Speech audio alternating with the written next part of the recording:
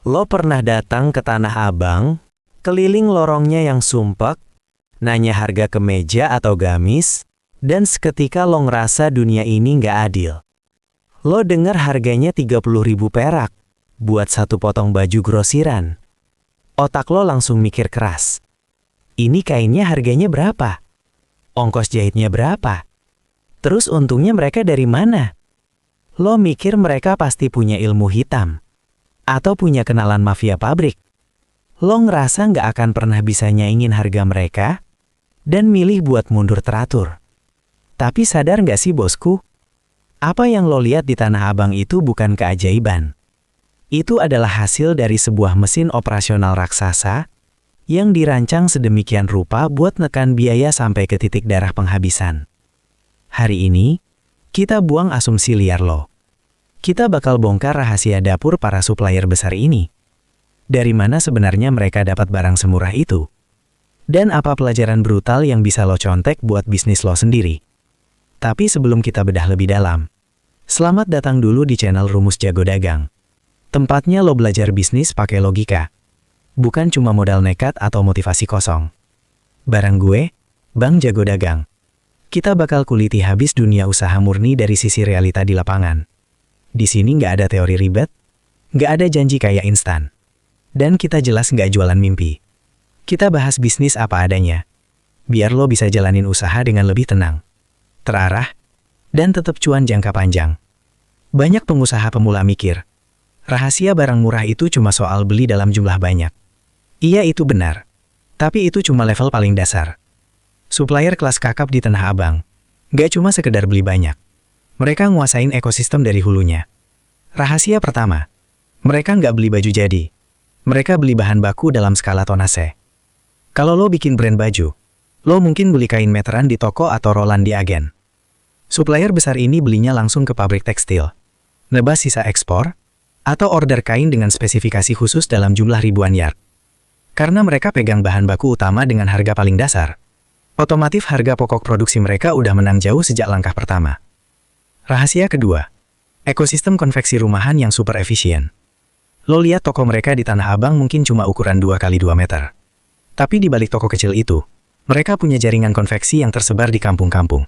Ini adalah bentuk efisiensi proses operasional yang luar biasa. Mereka nggak bangun pabrik gede yang butuh biaya listrik mahal, perizinan ribet, atau beban gaji bulanan yang kaku. Mereka melempar kain yang udah dipotong ke ibu-ibu rumah tangga atau pengrajin di desa yang dibayar pakai sistem borongan per potong. Nggak ada pemborosan waktu, nggak ada biaya operasional berlebih. Mesin produksi ini berjalan dengan sangat ramping, alias lean. Semua lemak pengeluaran di rantai pasokan dipotong habis. Makanya, ongkos jahit yang di kepala lo rasanya nggak masuk akal. Buat mereka itu hitungan matematika sehari-hari. Rahasia ketiga, dan ini yang sering lo lewatin.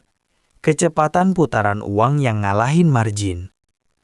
Supplier Tanah Abang ini rela cuma untung 2.000 atau 3.000 perak per baju. Kenapa? Karena yang beli ke mereka itu tengkulak dari seluruh Indonesia.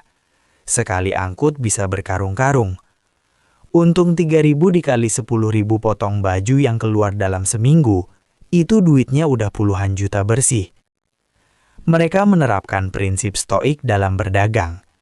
Mereka nggak butuh validasi atau pujian kalau baju buatan mereka itu punya desain paling mewah sedunia. Mereka nggak baperan mikirin ego brand gue harus kelihatan premium. Fokus mereka cuma satu, bikin produk yang fungsional, diterima pasar, dan putaran barangnya secepat kilat. Mereka tenang, rasional, dan memisahkan emosi dari hitung-hitungan angka di lapangan. Nah, pertanyaannya sekarang, kalau lo baru mulai bisnis pakaian atau barang apapun, gimana lo bisa bersaing sama raksasa yang sistemnya udah matang kayak gini? Bosku, jawabannya adalah, lo nggak usah nyaingin mereka di kolam yang sama. Kalau lo maksain perang harga lawan supplier raksasa dengan modal pas-pasan, lo sama aja bunuh diri pelan-pelan. Gunakan logika, kalau mereka jago di produksi massal dengan margin tipis dan kualitas standar, maka tugas lo adalah mencari celah di mana mereka lemah. Mainlah di target pasar yang lebih spesifik, bangun komunitas, bikin nilai tambah yang nggak bisa diproduksi massal sama mereka. Lo bisa fokus ningkatin kualitas bahan lo, ngasih garansi pelayanan, atau ngebangun komunikasi yang personal sama pelanggan lo. Paksain diri lo buat bikin progres kecil, perbaiki sistem pemesanan atau kerapian pembukuan lo, 1% aja setiap harinya secara konsisten. Lambat laun, lo bahkan punya pelanggan loyal yang rela bayar lebih mahal, bukan cuma karena barangnya, tapi karena rasa aman dan nilai yang lo kasih. Jangan sibuk meratapi nasib atau nyalain harga pasar yang katanya dirusak sama raksasa grosir. Fokus aja bangun kolam lo sendiri, atur operasional lo seefisien mungkin, dan jaga ketenangan pikiran lo dalam ngambil setiap keputusan. Kalau lo ngerasa obrolan kita hari ini nampol, dan ngebuka mata lo soal kerasnya realita di balik barang murah, pastiin lo klik tombol subscribe dan nyalain loncengnya. Kita bakal terus bongkar rahasia dapur bisnis yang nggak pernah diajarin di sekolahan manapun. Jangan lupa juga, share video ini ke temen lo yang mungkin lagi pusing mikirin kenapa dagangannya selalu kalah harga sama supplier besar. Gue Bang Jago Dagang, sampai ketemu di video selanjutnya. Tetap waras dan jaga terus arus kas lo ya bosku.